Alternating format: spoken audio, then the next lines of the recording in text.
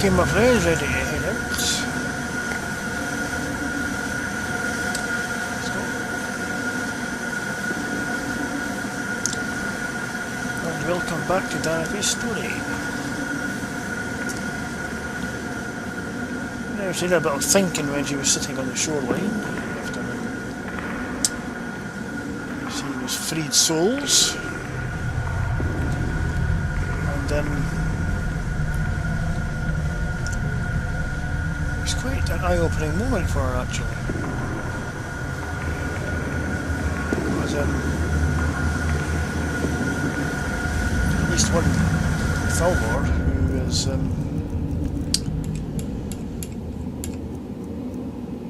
shall we say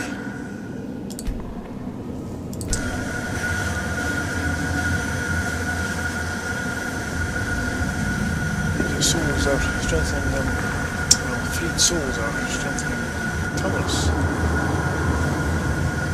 Something like that anyway. He's trying to help Thallot and Talos worshippers, so that's pretty eye-opening moment.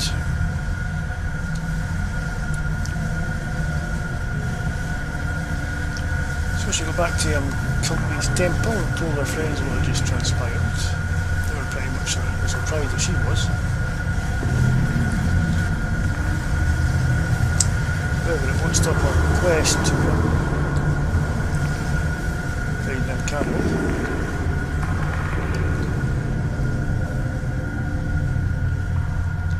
And of course she'll destroy anyone who gets in their way.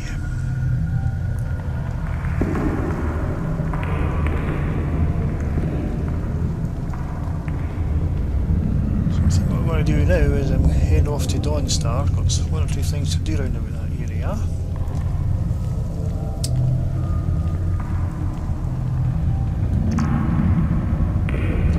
Let's get away from the Solitude area for a while. Let things settle down there for a bit. In fact, you might just go and see what like the place is.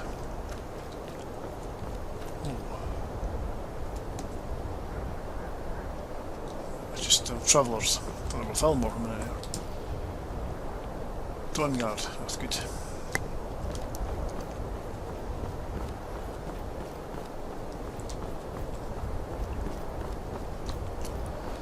And a misty day.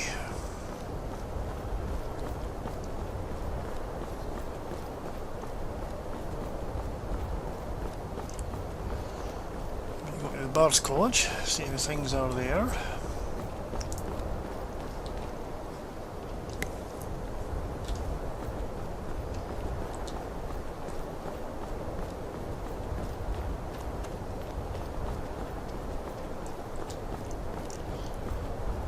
The carriage is available from Solitude anyway to Dawnstar. Right. That's where she was.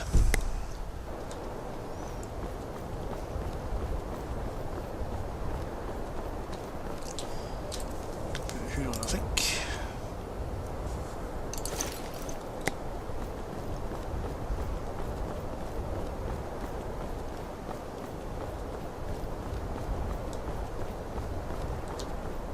One of those chilly mornings, the chilly breeze.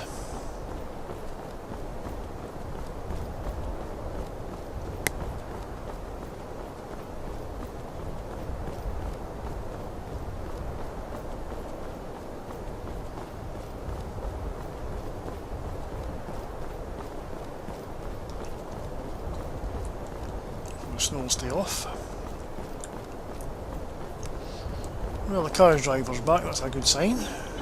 There are many things in this world worth fighting for. Some are moved by their hearts, others by their heads. But the smart ones use both.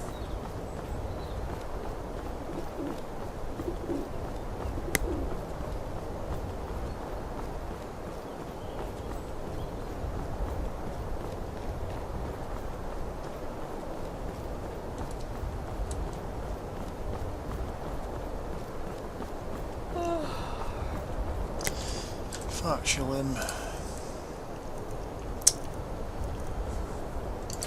we're sort of office, I think. See what things are here.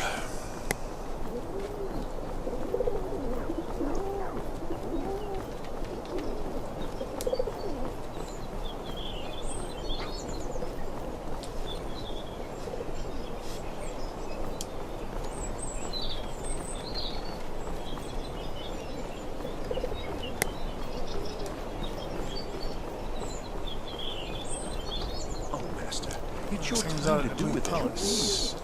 But what about those who depend on you so much?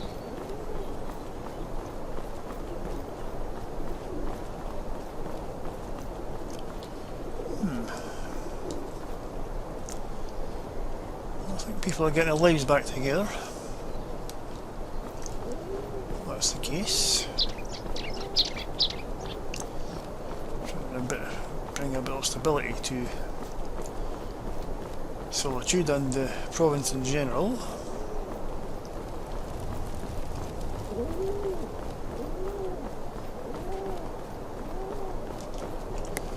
Right, I take off the hood.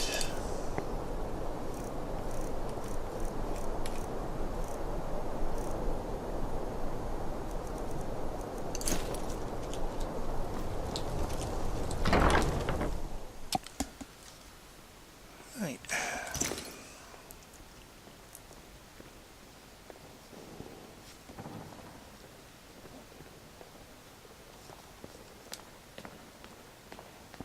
Yeah, Stormcloak banners.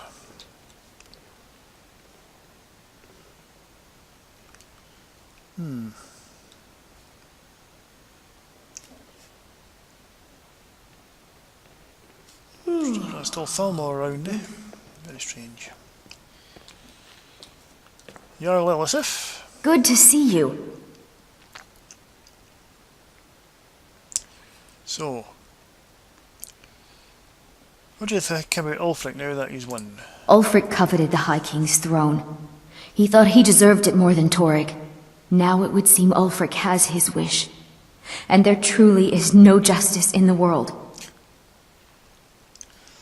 So, do you still claim to be High Queen of Skyrim? No. Although it's true my husband Torrig was the High King, and I am his widow, I am in no position to claim such a title.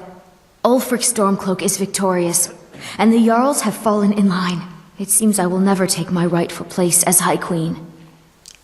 Okay, that's fine. I did that thing that you asked me to do, Jarl. Falk said I could count on you. You have more than earned the right to purchase property and take the next step to becoming a Thane. Oh. Speak to Falk when you have the funds, and thank you. Okay. Wonder where he is. Good talking to you.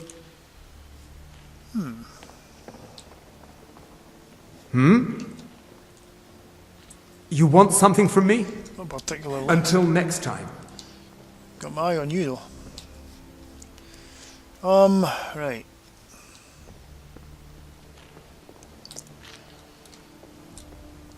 Hello. Hello, friend.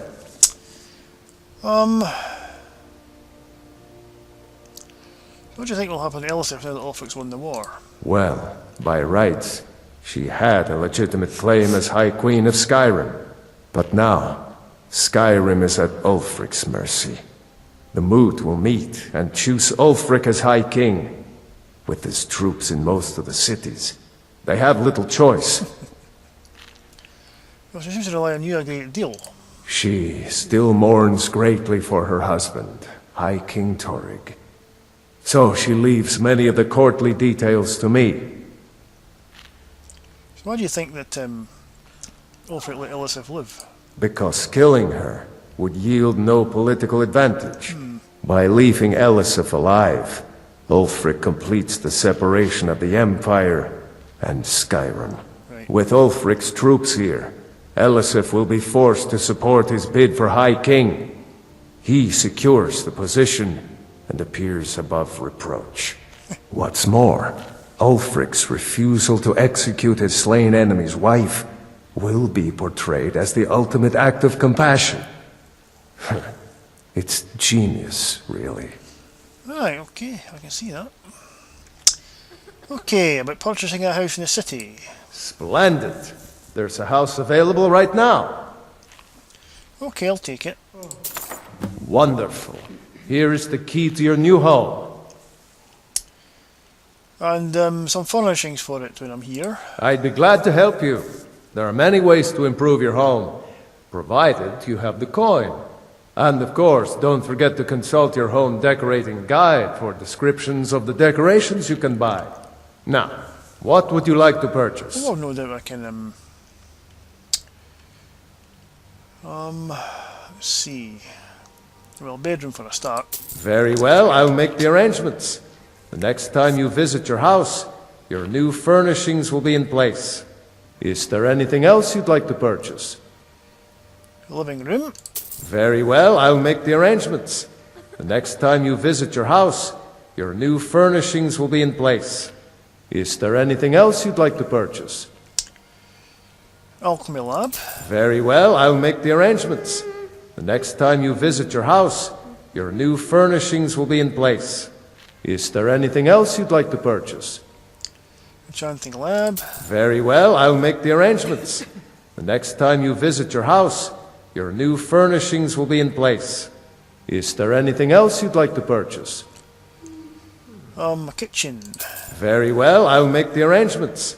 The next time you visit your house, your new furnishings will be in place. Is there anything else you'd like to purchase? And finally some patio decorations. Very well, I'll make the arrangements. The next time you visit your house, your new furnishings will be in place. Is there anything else you'd like to purchase? I think that's it for now. As you wish. Speak to me again if you decide to purchase some decorations for your home. Okay, thank you. Anytime, friend. It's you. You've been the talk of the town. Really? So, anything exciting happen in town recently? Dari has put on quite a bit of weight in the past month.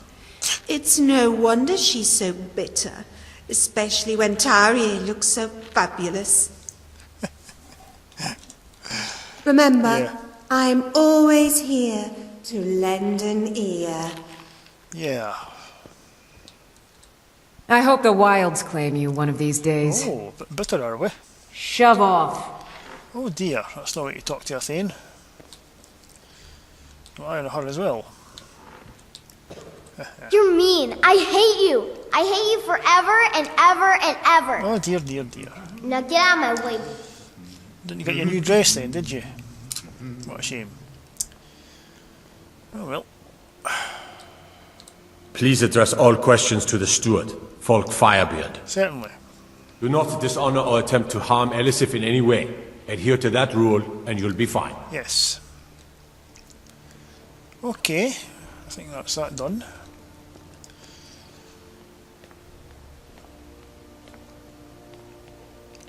Well, it's good to see Elisif didn't came out unharmed. Just, I think she'd have a very good claim to the throne anyway. She's only the husband of the old High King, so that wasn't a hereditary title. Right. Right, let's get the old hood back on, I think.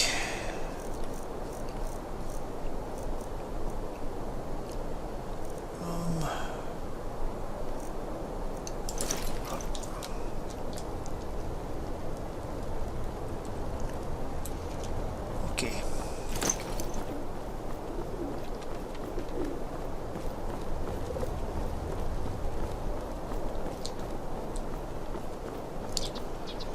We've finally got our own home here as well, that's good. Now let's just see what the Arts College has to offer.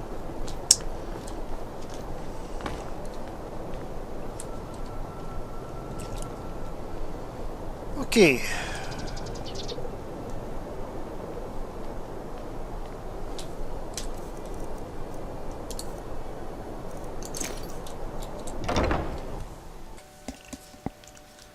So, anyone around? A taff keeps making eyes at me.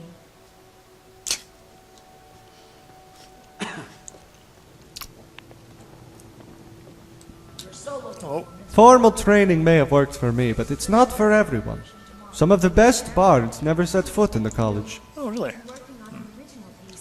I hope it can stand up to the classics. I'll be the judge of that. Now back to your I practice. thought my mother was a good flute player. Your performance safe, has been Mother. excellent lately, Aya. You still need training, but one day you will make an adequate singer. Yes, Dean. Thank you. Right, I'll get him there. I think Ildy's better than Dean Pantea actually knows. She just gets intimidated when she's in class and can't sing. I think You someone know what I has a love crush about the on Bard's Yodi. College? It's not the stories or the What are you going to festivals do after you or even the graduate? women. I'm thinking of joining The the best Legion. thing about I the hear they're looking for college scouts. is the friendships. Oh yes, friendship's valuable. A war bard. Nothing more life more valuable than friends. I agree. Lovers are like bottles of Better wine. hope the war They is over come by then. and go. The Stormcloaks would eat Friends you alive. are like a good blade, always by your side. Although, sometimes you have to be careful not to nick yourself with it. But that's normal when you get a bunch of competitive people together. The bards here are pretty competitive then. To say the least. Aya has Pantea, Atef has Ildi, even Edwayne has that Nord he keeps blabbing on about. Oh yeah, right, And I have Yorn. Yorn. So what kind of line rivalry do you have with Yorn then? A natural one.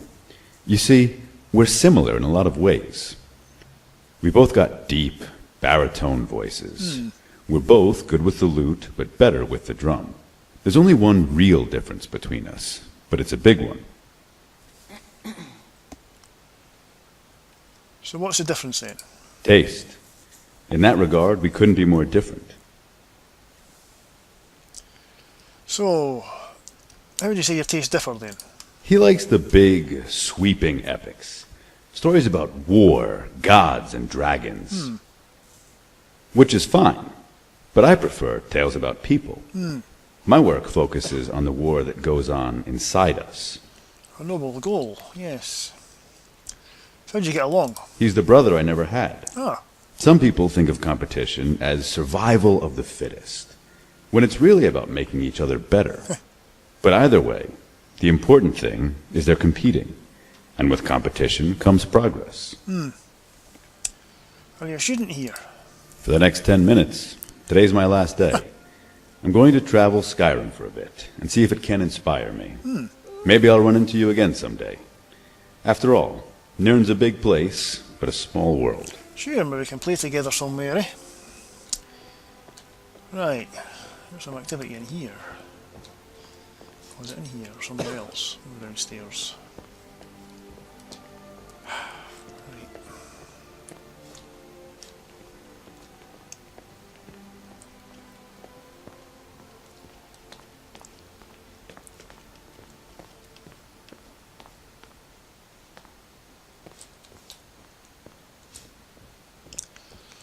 Oh, Bjarmo. You and me, we're the only people around who aren't complete fools. So, how has the war damaged up to the college then? Not much. But as a bard, I find the whole affair depressing. Well, hopefully not for much longer. There are no heroes in this war. Even with Ulfric here in solitude, there are no winners to be had. No real conclusion. If you want something a bard can dig into, look to the dragons. 1,000 years from now, Skyrim will have changed rulers dozens of times.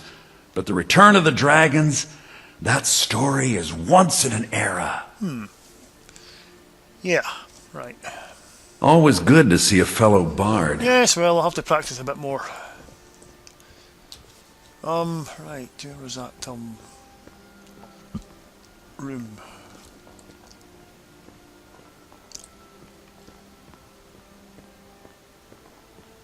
Alright, okay, it's the back door.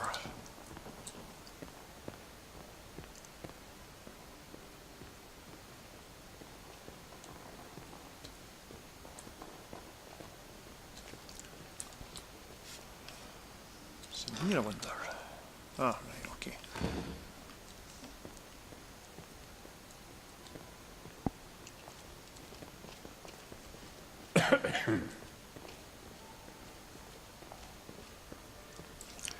Oh, excuse me, Daneland. Okay.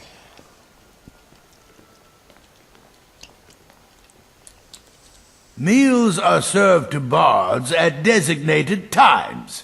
Find an inn if you want to make requests. Until next time. By the way, that food you cooked really rather nice at the Burning of Kingola festival. Really enjoyed it. Hope I can sample your wares again sometime. Oh, I have to really go easy on the spiced wine. That went to my head far too much. I think I'll stick to the mead from now on. All right, let's try something a bit more fun. Go ahead, Ataf.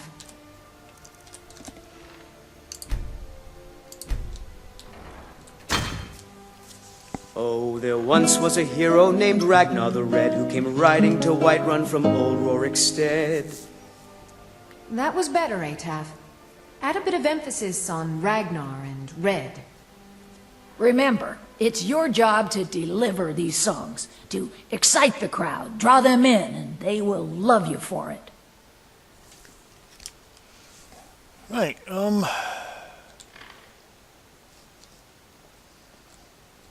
That damn fool! I should wring her neck.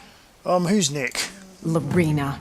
That fool student of mine stole my flute and sold it to some necromancer. I just got a ransom note for it. That flute has been handed down for 17 generations. Well, don't just stand there. Go get my flute! Oh, I know about flutes. So why would a necromancer say, like, wanting your flute, though? Some sort of magic ritual? Apparently, Lorena told him some story about the flute being able to make the dead dance. It's just a flute. A really old and valuable flute, but just a flute. Okay. Always good to see a fellow bard. Okay. Lady Atia says my voice is second only to hers, but she's selling me short. Always good to see a fellow bard. Well, I'll try. I'm so glad you got back from Olaf's tomb okay. They gave you a tougher task than they gave me. Well. Always good to see a fellow bard. Youngest bard at the Bard's College, at your service. Hello. Always good to see a fellow bard. Hey there. Hello there. Stop by again sometime. I'll sing for you. Yeah, well, your drum playing's pretty good. Winnery. No, wintry. It betrays its wintry master. That's it. Let's see that fool of a Nord top this. What Nord? Only the ugliest, most despicable, most talentless man in all of Skyrim. Now he thinks to become a bard. I'll become thrice the bard he ever dreamt of being. For that reason, I have started this poem, and with it I will end all debate. What's the name of this note? I don't know his name, and I don't care to. I imagine to utter it would be some sort of Daedric malediction opening a portal to oblivion. You'll know him by his looks. He's as ugly as a Shulk, as graceful as a golem, and as fat as a sea drake. And much like those drakes of Blackmarsh, his entire existence is an utter abomination. So how do you find out if you don't know his name? Looks or something? Easy. You can find him by his smell. When it comes time to deliver my poem, I'll follow that specific trail, to my nose's regret. The smell he emits is unlike any other. It's as if all the world's mildew collected in a single boot and was left to ferment in a dragon's anus. Easy there. I dare say he must be a werewolf of some kind, the way he drags his hairy knuckles on the dirt. If you think he's a werewolf, maybe he thinks you're a vampire. Coming from him, I'll take that as a compliment. Clearly he's throwing spit to the wind and hoping it hits something other than his face. So what's the cause of this rift between you two? How should I know? He's the one who started this quarrel, but I aim to finish it, and I just about have just 3 more lines.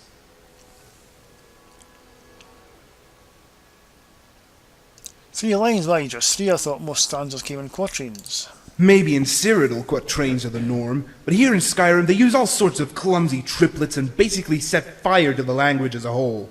However, if my victory is to be resounding, I need to trounce the Nord on his own land using his province's own rules.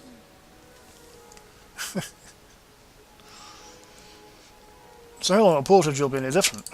Simple. Words travel with you. They stick to the inside of your mind.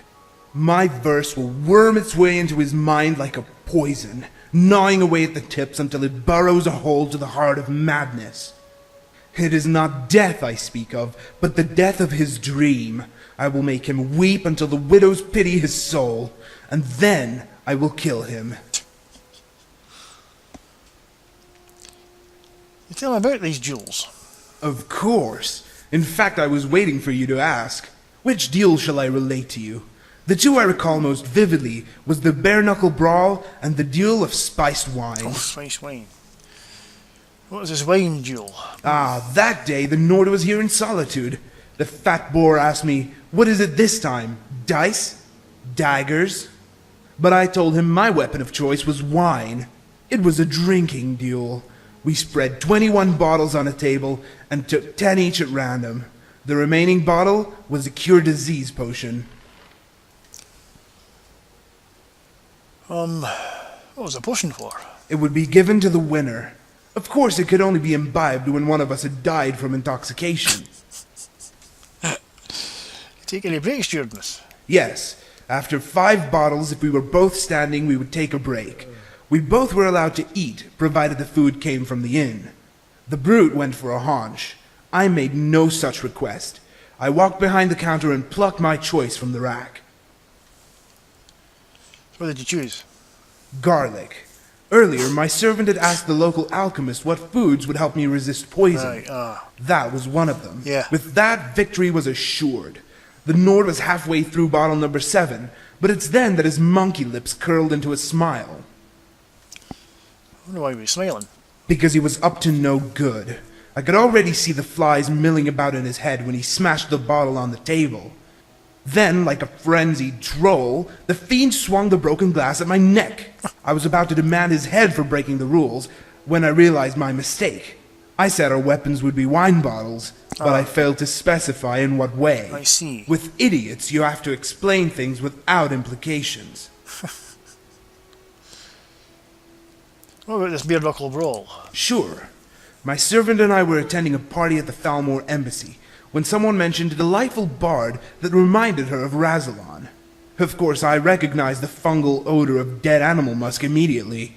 As there are no weapons in the embassy, I was forced to challenge the fat golem to a bare-knuckle brawl. That's who won. I would have won easily, but the scoundrel managed to sneak a shiv past the guard. His every jab was a slash. Still, I would have trounced the cur had he not cut my forehead, which blinded my vision.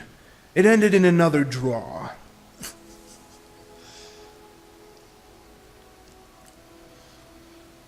So, who's your servant then? I've sent him off on an important errand. Nothing more needs to be said.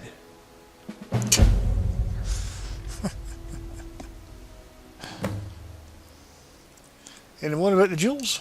Certainly. Which deal would you like to hear about? No. Okay. Had enough. As you wish. So only we're working on this poem. Well, typically, something of this stature requires decades to perfect.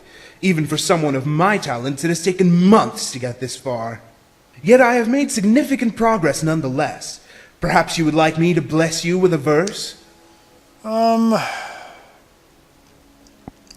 Okay then. You're well-mannered, Sirrah. The honor is mine to read to one so noble, but I assure you the pleasure will be all yours. This poem is based on a vacant home I passed by in Whiterun, following a mounted duel with a Nord. The cave is the heart where the dragon tongue sings, and the torchbug pens poetry upon a naked leaf. Here lie 7 generations of smells, where beds never cool, and windows never shut their eyes. Where on a middas of sun's dusk the sky betrays its wintry master, where the sun dances with the nightshade, and spells cast calm on the day. One thing, dragon's tongue doesn't grow inside caves. It's poetic license. What other plant has the word tongue in it? It's not as if most people would even know that. Only alchemists and adventurers would point that out, and persnickety ones at that. 2 groups of dullards that would never deign to hear a poem. What exactly is this poem about? Yes, undoubtedly you wish to know my authorial intent. While there are countless deeper meanings, the basis of the poem is about how caves are a home for the undead whose winter never comes. Well, your eyes look undead to me. A hereditary affliction. I have my father's eyes. It is a mark of noble ancestry. So long as you study poetry. Many years, more than I care to count. My clan made its fortunes long ago, and now we spend our time leisurely, donating to the arts. Most of the time we make sizable donations through gold, but I believe that my poetry will serve as an equally charitable measure. Okay, nice talking to you.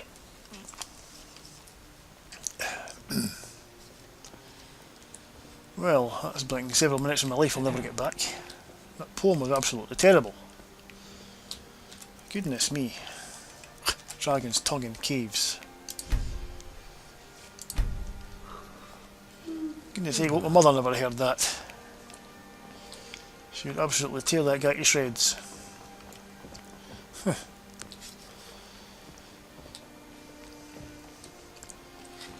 Right, there's the rest of them.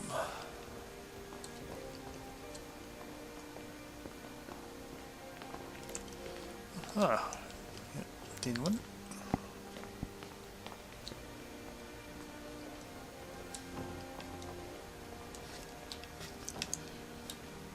And there's that guy there. Awful high opinion of himself.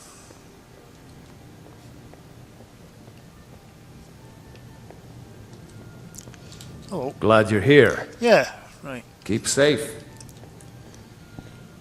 Okay.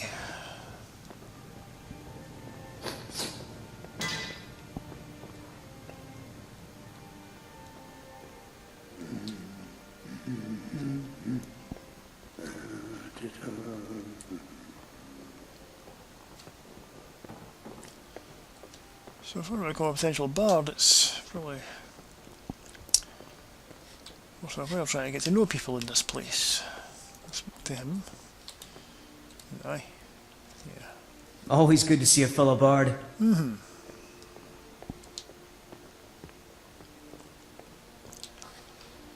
What if I went outside? Interesting.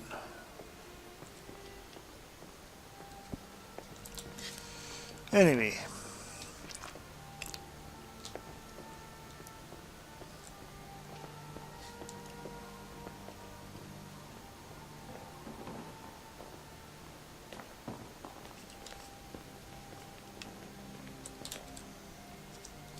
Always good to see a fellow bard. Yep.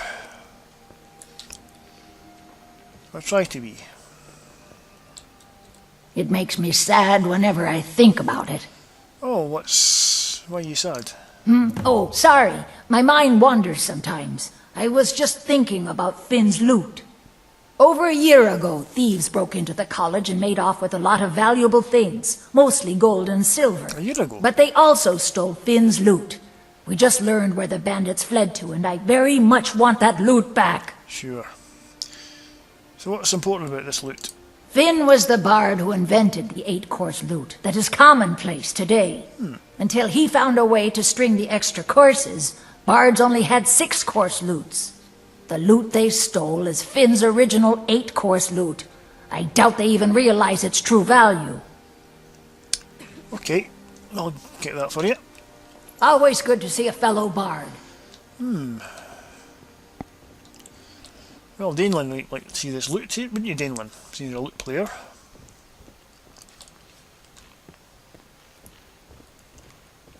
think that's about it, I think. Talk to everybody in here. It's been my honor to perform at the Blue Palace on many occasions. His late lordship was quite the admirer. Always good to see a fellow bard. Yeah, right. Okay. Go this way. So, is there anything else I need to do? Well, take a look at my house for one thing. I think I've Have you heard of the great apes of Valenwood? They wear capes and have titles and speak with haughty accents. They also eat rodents. Do something for...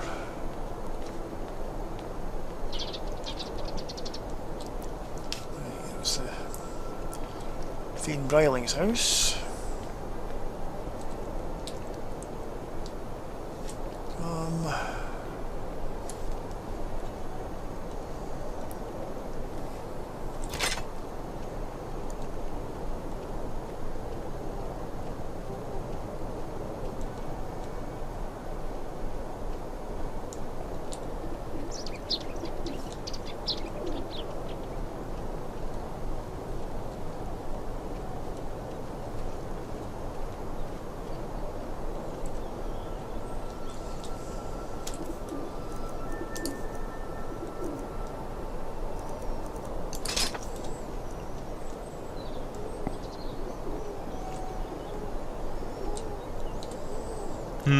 Hello.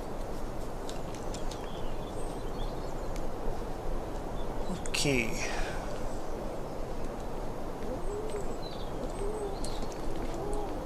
Have a look.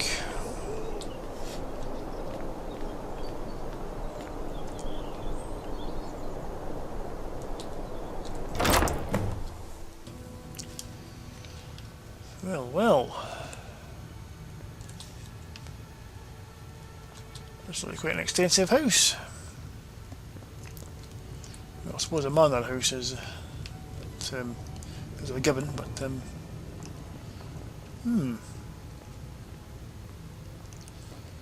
yeah, another house to stay in. Check it out later.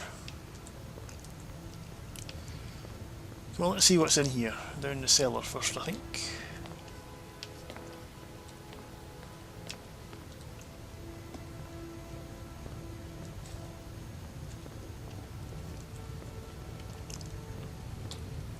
Soul gem, we'll take that.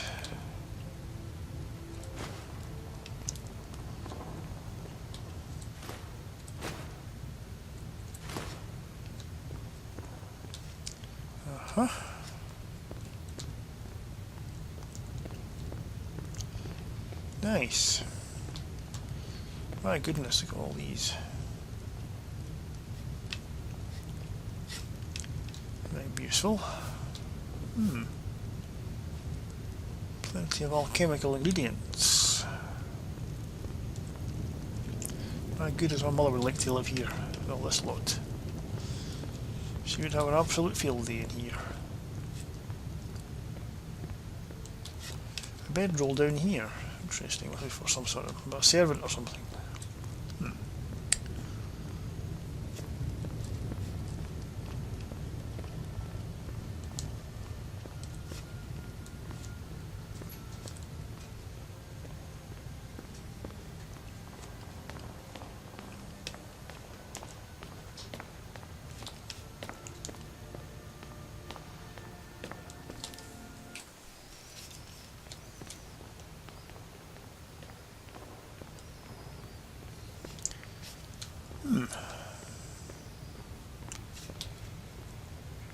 Upstairs.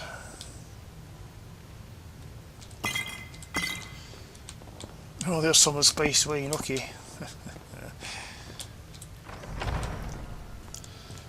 Ah, nice big bed in here. Excellent.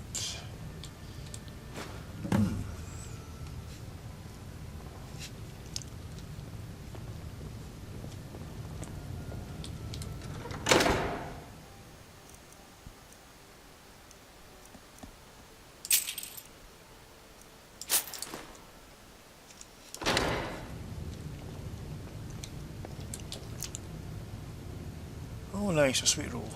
Excellent. I'll bunch that as I wander through.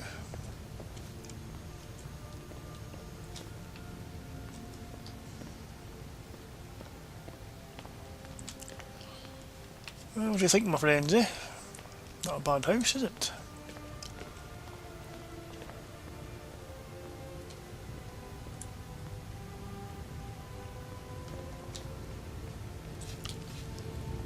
Okay.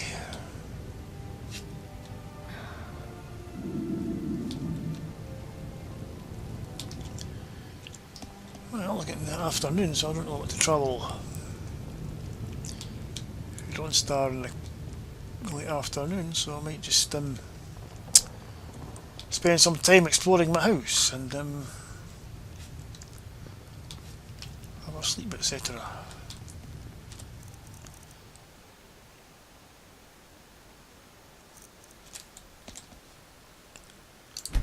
Okay.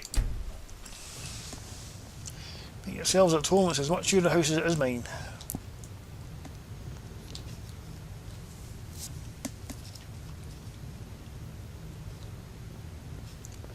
I might go and get changed actually.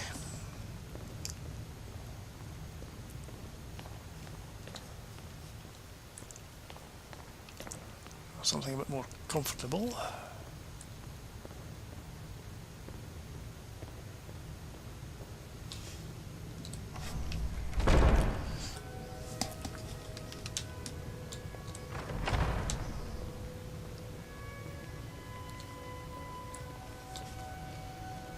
Yes? Oh, he's all.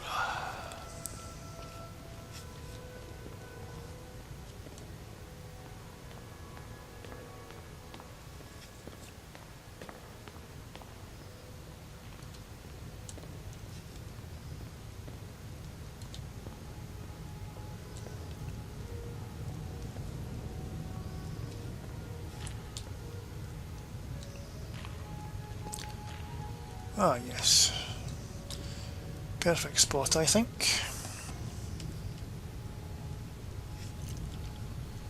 Right.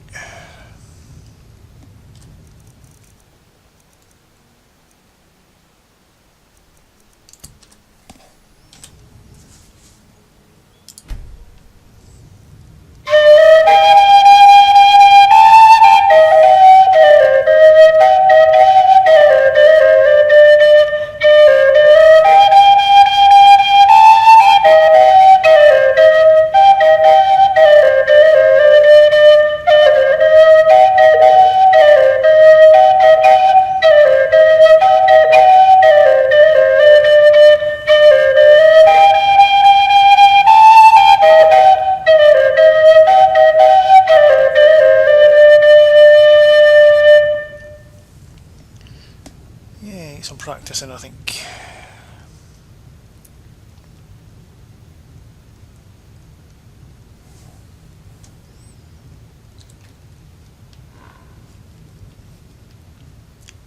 Okay.